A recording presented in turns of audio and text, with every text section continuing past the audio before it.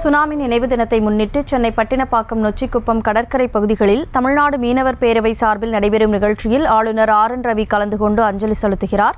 இதுகுறித்த கூடுதல் விவரங்களோடு நேரலையில் இணைகிறார் செய்தியாளர் வெங்கட்ரமணன். வெங்கட்ரமணன், வணக்கம். இந்த நிகழ்வு குறித்த முழு விவரம். வணக்கம். சுனாமியுடைய 20ஆம் ஆண்டு நினைவு நாளை அஞ்சலி செலுத்தக்கூடிய நிகழ்வு இன்னைக்கு நடைபெற்றிருக்கிறது.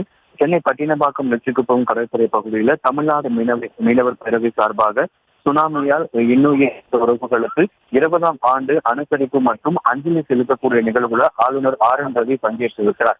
இந்த நிகழ்வில் 1000க்கும் மேற்பட்ட மீனவ மக்களோடு ஆளுநர் RN ரவி அமைதி பேரணியாக இந்த நொச்சிக்குப்பம் பகுதிக்கு வருகை புரிந்தார். தொடர்ச்சியாக 20ஆம் ஆண்டு சுனாமியில் உயிர் பிடித்தவர்களுக்கு தமிழ்நாடு மீனவர் பேரவை சார்பாக வைக்கப்பட்டிருந்த பதாகைகளுக்கு முன்பாக மெழுகுவர்த்தி ஏற்றி வைத்து ஆளுநர் RN ரவி உயிரிழந்தவங்களுக்கு அஞ்சலி செலுத்தினார்.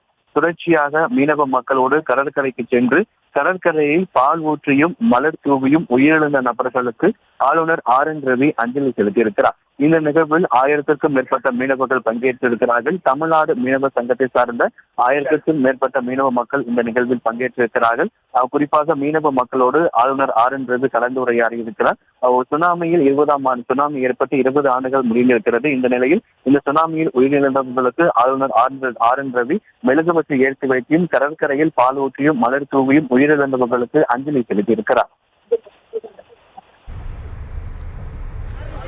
கூடுதல் விவரங்களுக்கு நன்றி வெங்கட்ரமணன்.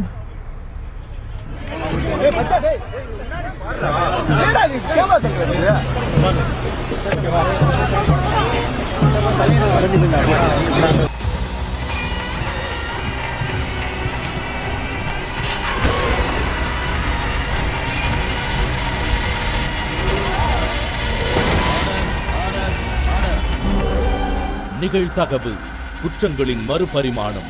நாள்தோறும் இரவு 10 மணிக்கு இணைந்திருங்கள் நமது நியூஸ் தமிழ் தொலைக்காட்சியோடு.